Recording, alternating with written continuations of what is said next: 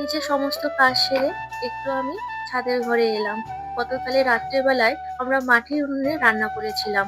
খুব ঠান্ডার জন্য আর রাত হয়ে গেছিল বলে তাই আর উনুনটাকে পরিষ্কার করতে পারিনি।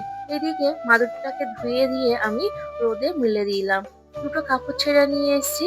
একদিকে মাটির উনুনটাকে আমি মুছে নেবো আর ঘরের মেঝেটাকেও মুছে নেবো। যেহেতু উনুন আছে আর কাঠকুটো আছে, আগে পাইপ দিয়ে ধুয়ে দিতাম ঘরটাকে।